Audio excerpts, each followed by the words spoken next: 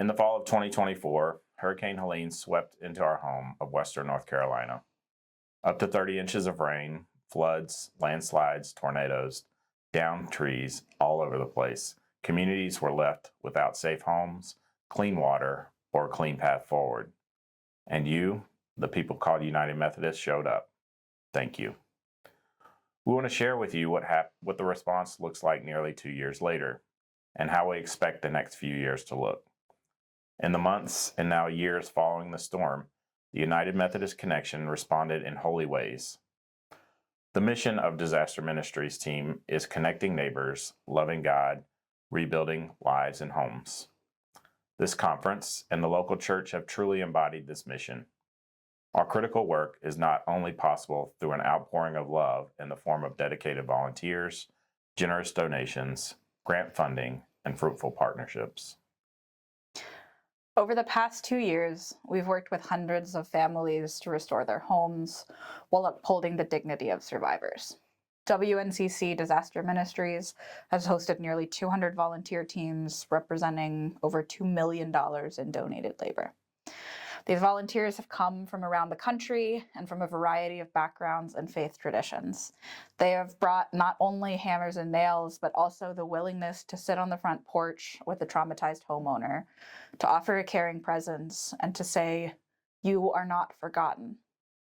Volunteering in disaster recovery has been an exercise in social holiness, which has led to beautiful friendships and opportunities for physical, spiritual, and emotional healing. We are deeply grateful for all of our partnerships, and we know that the work is far from finished. The local church is central to this work.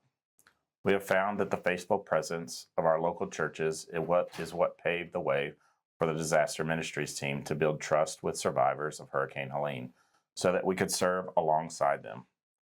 This is true of both the churches in the most impacted area and the churches who have journeyed to our mountains to serve. Thank you, church. And in turn, the work of disaster response and recovery has invigorated churches not only across our state, but across our country. Churches have opened their doors to host volunteers, feed survivors, and offer spaces of safety for community members. This too is the ministry of community-centered recovery. This is the church. This is faith in action. Our experiences during and after Hurricane Helene have made clear that disasters don't create vulnerabilities. Disasters expose them. Hurricane Helene has exacerbated challenges that were already there. Substandard housing, food insecurity, and a lack of basic and affordable resources within many of our communities. After 2 years on this journey, we are only just beginning to grasp the scale of the work that remains. This realization has led us to prayerfully consider our next steps, and we invite you to join us in this season of both hands-on response and discernment. We are exploring creative ways to ensure that resources flow into all 36 counties of our conference that suffered the impacts of Hurricane Helene.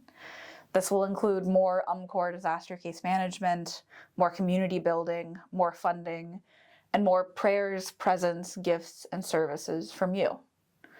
We're also increasing our commitment to equip local churches and communities, not just for recovery, but for preparedness. Because we know the next storm, the next heat wave, the next regional drought is not a matter of if, but when. We are not going anywhere, because we believe what Bishop Carter prayed over this conference. You walk with us in the long journey of recovery. Use our gifts for the rebuilding of lives and homes. Through it all, we place our trust in you. That is a commitment that we are asking you to join us in as we rededicate ourselves to the task, to connect neighbors, to love God, and to rebuild lives and homes. Thank you.